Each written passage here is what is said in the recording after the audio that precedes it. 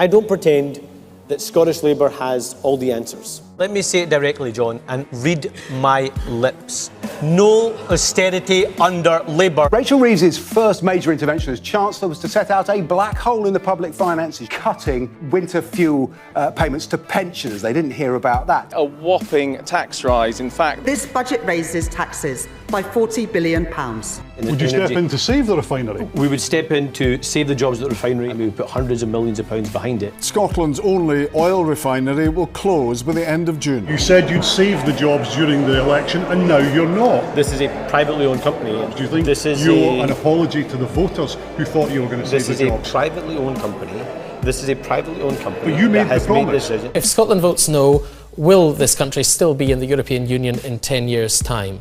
I'm confident the answer to that is yes. The real test in terms of Scotland's place in the EU comes from this referendum. So the best way of dealing with this is to vote no on this referendum. Although the UK overall has voted to leave the European Union, Scotland opted for remain. Officially out of the European Union.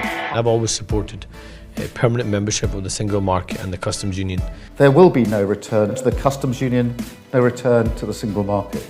And as Sarwar said, under my leadership, WASPy women will finally receive the justice they deserve. The government rejected compensation payments to women affected by changes to the state pension age. There should be no scheme of financial compensation.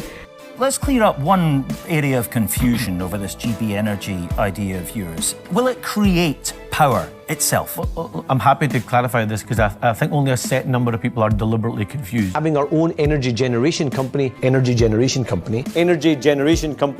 Well, no, it'd be an investment vehicle, so not an energy company. It will not generate energy of its own. It will give money to other private companies that will generate energy. I don't think anybody out there thinks that somehow myself or Keir Starmer or Ed Miliband is on a bike trying to turn a wind turbine. GB Energy, a publicly owned energy company that will bring down people's bills. Energy bills again set to rise. How much do you care about making Anas Sarwar First Minister?